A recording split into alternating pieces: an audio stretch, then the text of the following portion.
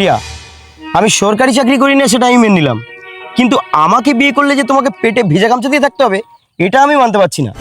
এই শোনো, তোমার এই ফালতু আবেগের কথা শোনার মতন সময় নেই আমার। আমি এখন চললাম, পারলে তুমি আমাকে ভুলে যেও। প্রিয়া, আরে আরে তুমি এভাবে ছেড়ে চলে যেও না, একবার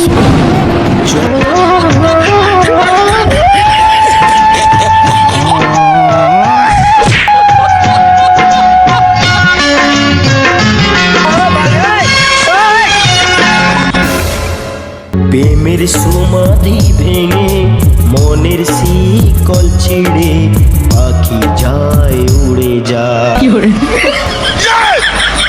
তোমায় পাবো না জানি শুধু চোখের পানি।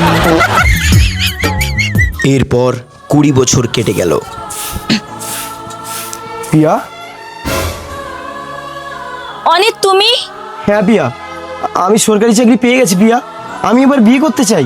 অসম্ভব, আমার বিয়ে তো হয়ে গেছে, আর তাছাড়াও আমার বিয়ের বয়সে একটা মেয়ে আছে, আমি তোমাকে বিয়ে করতে পারবো না। আরে পিয়া, তুমি এত চাপ নিচ্ছ কেন? আমি তো তোমাকে বিয়ে করতে আসিনি, আমি তো বিয়ে করতে এসেছি তোমার মেয়েকে। ছি ছি, লজ্জা করে না তোমার? সঠিক টাইমে বিয়ে করলে আমার মেয়ের বয়সে মেয়ে হতো তোমার, আর তুমি বলছো আমার মেয়েকে বিয়ে করবে? এ কি পিয়া, এসব কি বলছো তুমি? ভুলে গেছো 20 বছর আগেকার কথা? তুমি একটা বাবার বয়সী লোককে বিয়ে করেছিলে, সে শুধুমাত্র সরকারি চাকরি করে বলে। তাহলে তোমার নিয়ম অনুযায়ী বয়সটা বাধা হচ্ছে কেন পিয়া? একটা সরকারি চাকরিওয়ালা কাকু হলেই তো হলো। যেদিন থেকে আমি আমার ভালোবাসার থেকে বঞ্চিত হয়েছি, সেদিন থেকে এই মাথায় কাফন বেঁধে প্রতিজ্ঞা করেছি আমি সরকারি চাকরি করব।